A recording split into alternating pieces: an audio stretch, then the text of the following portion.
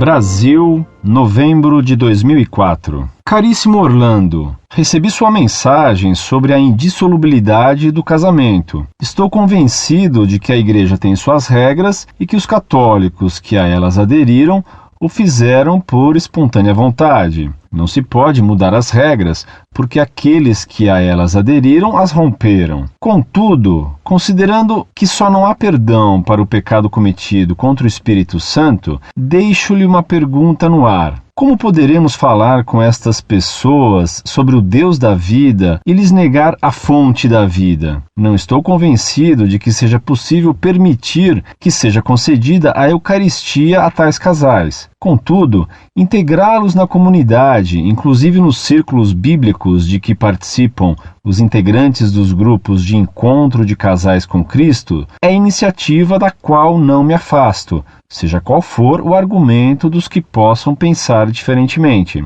A paz de Cristo. Agradeço sua atenção. Um abraço.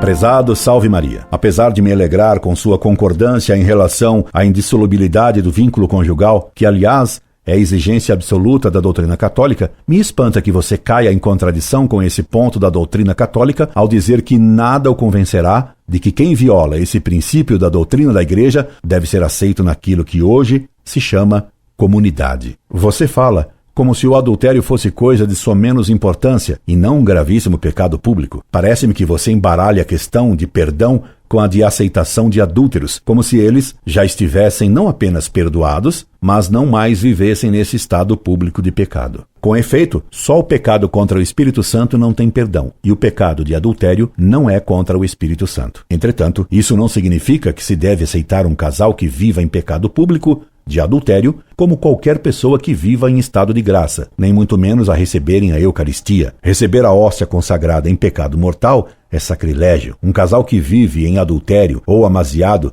está em pecado mortal e nunca se pode dar-lhe a comunhão, pois São Paulo nos ensina: examine-se, pois, a si mesmo o homem, e assim coma deste pão e beba deste cálice, porque aquele que o come e bebe indignamente, come e bebe para si a condenação, não distinguindo o corpo do Senhor. Então, não temos o direito de contrariar o que ensina a Escritura nessa questão. Nem mesmo convém receber tais pessoas num círculo bíblico, para encontros de casais, como você diz, porque, se for assim, se estará incentivando o adultério como se nele não houvesse culpa alguma. E como se estudaria bem a Sagrada Escritura, que condena o adultério, permitindo que se viole aberta e publicamente o que ela ensina? Admira-me ainda que você diga que esta é iniciativa da qual não me afasto, seja qual for o argumento dos que possam pensar diferentemente. Se você coloca sua opinião como algo de que você não se afasta, qualquer que seja o argumento dado, ainda que seja a palavra de Deus na Sagrada Escritura, de que adianta você a frequentar um círculo bíblico